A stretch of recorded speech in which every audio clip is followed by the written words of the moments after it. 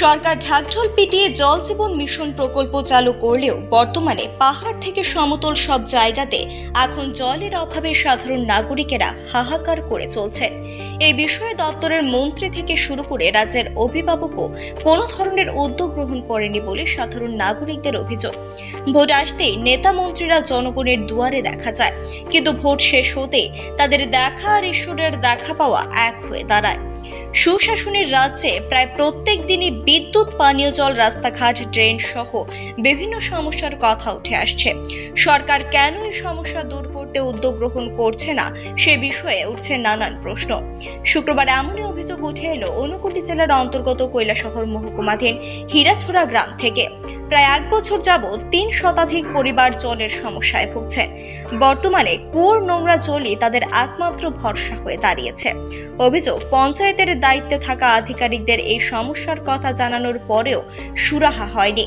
এদিন গ্রামের এক ব্যক্তি জানান, এলাকায় জলের সাপ্লাই থাকা সত্ত্বেও জলের জন্য কয়েক কিলোমিটার পায়ে হেঁটে কুয়োর জল সংগ্রহ করতে হচ্ছে। সাংবাদিকদের মুখোমুখি হয়ে এই সমস্যা দ্রুত সমাধান করতে রাজ্য সরকারের দৃষ্টি আকর্ষণ করেন তিনি। সামনে এই ট্যাঙ্কিটা হয়েছে, জলের সাপ্লাইটা, এই জলটাও তারা ঠিক মতন কাম চালায় না, কিছু না, আর জলের অসুবিধা হয়। আমরা এখানে একটা রিং কল আছে, এটার তারা 300 পরিবার জল খায়। আর এটা কতদিন ধরে কাজ শুরু হয়েছে? 1.5 বছর হয়েছে। মানে 1.5 বছর ধরে এটা কমপ্লিট হয়েছে না? না, আরও ইরানিরটা হয়ে গেছে, মাগুরুলিগুলা হয়ে গেছে, আমরা হীরাচড়াটা হয়েছে না।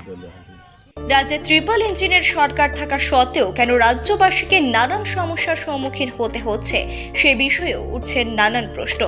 সরকার জনদরদী হিসেবে কতটা পরিচিতি অর্জন করতে পেরেছে তা এই ঘটনা থেকে সহজে অনুমেয়।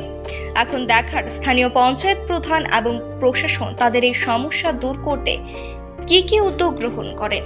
Bureau report, PV24।